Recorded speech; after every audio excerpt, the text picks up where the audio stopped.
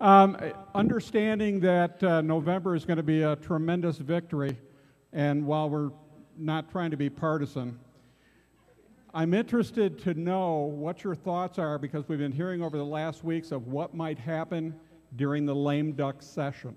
Yeah. And what your thoughts are on how to stop what we've heard, or what you think might be happening if we were to take over the House like we believe we will.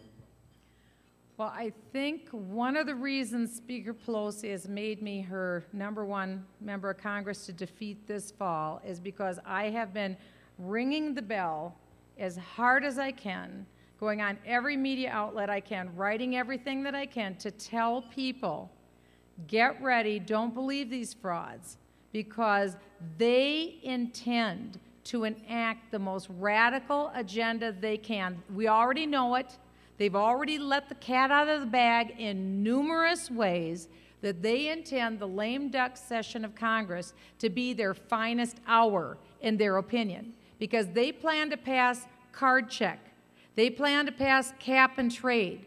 They plan to pass the mother of all omnibus spending bills. Why? Because they want to increase the baseline budgeting going forward. Everything that they didn't get done now, and now they're getting nervous, including amnesty for illegal aliens. Because remember, Barack Obama right now is trying to figure out how he can individually, through an executive order and a stroke of a pen, give amnesty to all illegals. My opinion is, I don't think that that's going to happen, but if it doesn't happen before the election, look for that too. I mean, everything that you cannot believe. Now think of this, they will have just lost their franchise, most likely, or have just, finished, are about to enter retirement, and they plan to do this to the country, because it means no difference to them. Like Bill Armstrong, when he quoted the Declaration of Independence, that we rule by the consent of the governed. They missed that part in the Constitution. They rule by their own consent, and don't you forget it. This is reality, and I'm just here to tell you, every single person you know, your whole email contact list, you put this out, you go on talk radio, you write editorial, you Twitter it, I don't care what you do, smoke signals, you tell everybody you know that this is their plan. This is their plan. This will be their ultimate legislative session, a lame duck session, meaning after the election, if they lose power, they're going to have it all. Because remember, Congress is owned and the presidency is owned. It is one-party rule, and they realize that their time is coming to a close. They realize it. Speaker Pelosi knows it. I have a Democrat colleague who told me that Speaker Pelosi knows, in all likelihood, she's losing. They don't care. The leadership, quite honestly, doesn't care. That's according to one of my Democrat colleagues.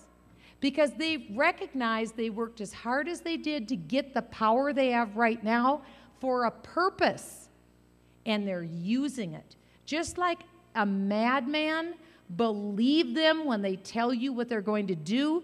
Listen to some of these individuals when they talk about the lame duck session.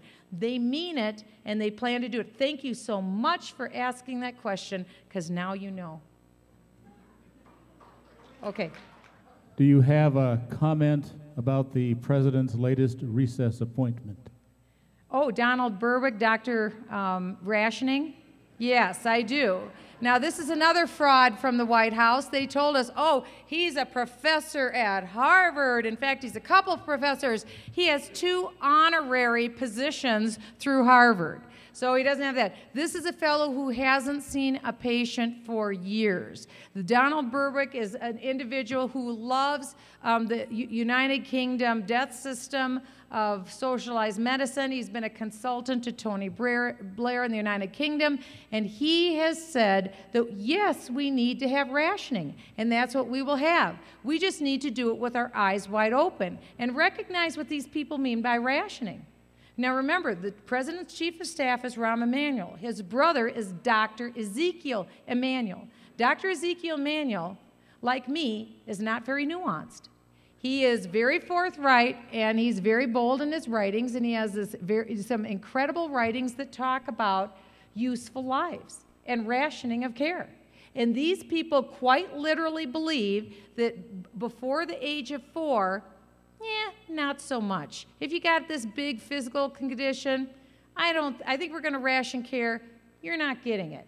And if you're age 55 and older, guess what? According to the graph, useful life drops off dramatically. Why do you think? Because it's about being useful, not to you, not to others, but to the United States Treasury. How useful are you to the United States Treasury? So government is fine about giving you health care when you can produce for the Treasury, but say when you're kind of getting to that point, you hit 50s, your body falls apart. You hit 55, we'll keep the healthy ones around, but then it drops off. These people are serious. It makes Kevorkian look like Mary Poppins. Does that answer your questions? I'm so nuanced. Yes. You brought up the point about where our Republican conservative leaders that are in the House right now or in the Senate right now need to get and spell it out on a chalkboard. I don't see anybody out there doing that. Yes, most of us probably listen to Fox and we see that, but the people around this community, there's a lot of people that don't even know what's going on. So how can your colleagues in both the House and the Senate take note of what you're saying, because I've been saying that they should be doing this a lot, get out there and really start, whatever outlet they can do it at, start spelling it out for everybody. I think had Republicans done that some time ago, this is who we are, this is what we stand for, you give us this is what we're going to do for you. Had Republicans done that and been extremely clear, Republican numbers would be even higher than they are now, and they're good. They're good now, but they would have been even higher because, again, people are just, they're so afraid of what the Democrats have done, and they want their country back so badly, they're even willing to look at Republicans, and they blanch when they look at Republicans because they don't know, the brand is hurt, and they don't know what they're going to get. If Republicans would spell out, I gave you solutions here, and it could be a modified, abbreviated form, something like that, but hey, this isn't tough to figure out. 73% of Americans are with Jan Brewer. I think that's a good issue. What do you think? I'd say this is not tough to figure out. Probably 95% of the people think that let's keep in God we trust in the Pledge of Allegiance. Not a tough thing to figure out. So, there's things that we could go out there on that I think we're going to have the American people on, get them revved up, and what people are really concerned about, in my opinion, is I think they're scared to death about the economy. Absolute fearful, the high unemployment, but, spending too much, bankrupting us, but they're also very afraid of terrorism and what's happening with the rise of Sharia-compliant terrorists now. That is, and Frank Gaffney is going to be wonderful on that issue. The people are scared to death about that issue. So I think those two things are really driving people right now, and we need to have solutions for that, like let's not give civil rights to terrorists. Let's not give Miranda rights to terrorists. There's some simple things. In fact, let's call terrorists terrorists. How about starting with that? Let's call a terrorist a terrorist.